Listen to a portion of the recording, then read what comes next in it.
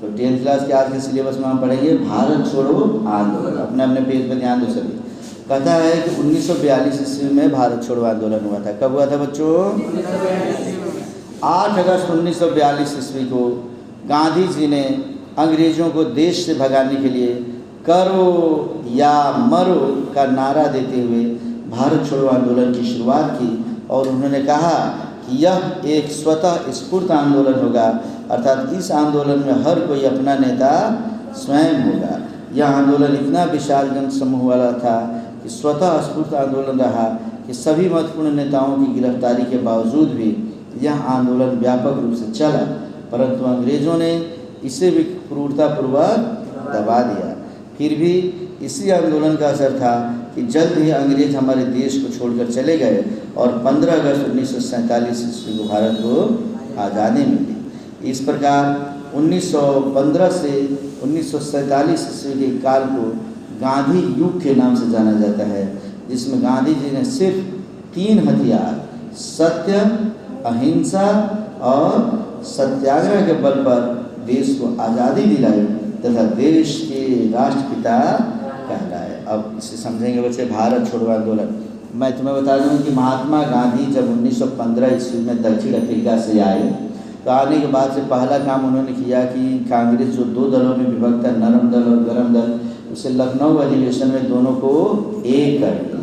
फिर 1919 में उन्होंने खिलाफत आंदोलन का नेतृत्व किया। अब 1920 में उसी का रूप बदलते हुए उन्होंने एक आंदोलन किया। कौन सा आंदोलन? असहयोग आंदोलन। उसके 10 साल बाद गांधी जी ने फिर एक आंदोलन किया। कौन सा आंदोलन? सविनय अवज्ञा आंदोलन। अब जब 10 साल बीत गया है बच्चे, तो 1942 ईस्वी में, करीब 1942 ईस्वी में गांधी जी ने कह दिया कि मेरे देशवासियों, मेरे रणबांकुरों, मेरे देश के नौजवानों, यह जो आंदोलन मैं करने जा रहा हूँ, इस आंदोलन का मूल उद्देश्य होगा कि हम लोग किसी भी तरीके से देश को आज़ाद कराएं। इसीलिए उन्होंने सभी जनता के लिए एक नारा दिया कि करो या मरो।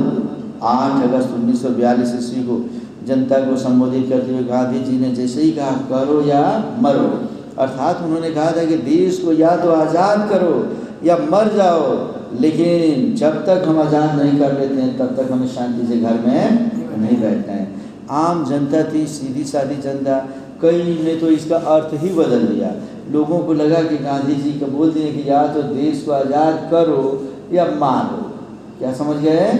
मारो माने मरो की जगह लोगों ने इसको उल्टा कुछ लोगों ने बना लिया। जगह जगह पे समझ लो अंग्रेज़ को जहाँ मिलते थे अंग्रेज़ वहीं पकड़ के भारतीय मारना शुरू कर दिए बच्चे।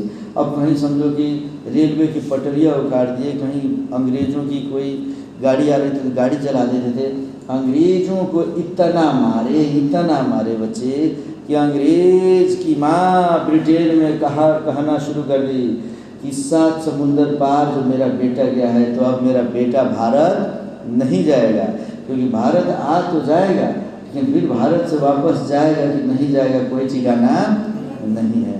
तो इस वजह से अंग्रेज़ी की माँ को मैंने ऐसा एहसास होने लगा। बच्चे कहते हैं कि जब 1942 की आज़ादी के बाद से ब्रिटेन में जब कोई अंग्रेज़ का बच्चा रोता था तो उसकी माँ कहती थी सो जा बेटा सो जा, वरना भारतीय आ जाएंगे।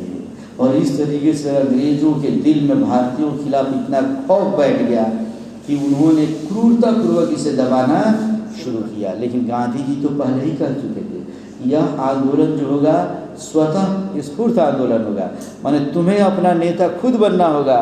देश की आज़ादी के लिए तुम क्या कर सकते हो तुम खुद सोचो। रातों रात समझो कि अंग्रेज़ों ने कई नेताओं को नज़रबंद कर लिया। गांधी जी सहित समझ लो कई नेता को गिरफ्तार करके कहाँ रख दिया गया कोई ठिकाना ही नहीं चला। लेकिन सभी जनता एकदम जग चुकी थी, अब उन्हें नेतृत्व की ज़रूरत नहीं थी बच्चे। इस वजह से सब जो जहाँ था वहीं आंदोलन करना शुरू किया, बहिष्कार करना शुरू किया। बड़ी क्रूरतापूर्वक इस आंदोलन को भी अंग्रेज़ों ने दबा दिया। लेकिन दबाने के बावजूद उसके अंदर एक ऐसा डर अब उत्पन्न हो गया तो उन्हें लगा कि यदि अब हम लोग भारत को छोड़कर नहीं जाते हैं तो इस संसार में भारत में रहना खतरे से खाली नहीं है। कब कौन कहाँ मारेगा हम लोगों को कोई ठिकाना नहीं है। अतः अंग्रेज़ों ने सोच लिया कि हमें इस देश को छोड़कर चले जाना चाहिए, जिसका नतीजा था कि आने वाले मुश्किल से 5 साल के अंदर ही 15 अगस्त 1947 ईस्वी को हमारा देश आज़ाद हो गया। और उस दिन हमें लगा कि हम आज़ादी की सांस ले रहे बच्चे। तो इस तरीके से भारत छोड़ो आंदोलन के साथ ही हमारा देश आज़ाद हो गया। ये लेसन समाप्त हो चुका है, लेकिन एक आध टॉपिक इसमें और है जो छूटा हुआ, वो मैं तुम्हें बताता हूँ, और वह है स्वराज पार्टी।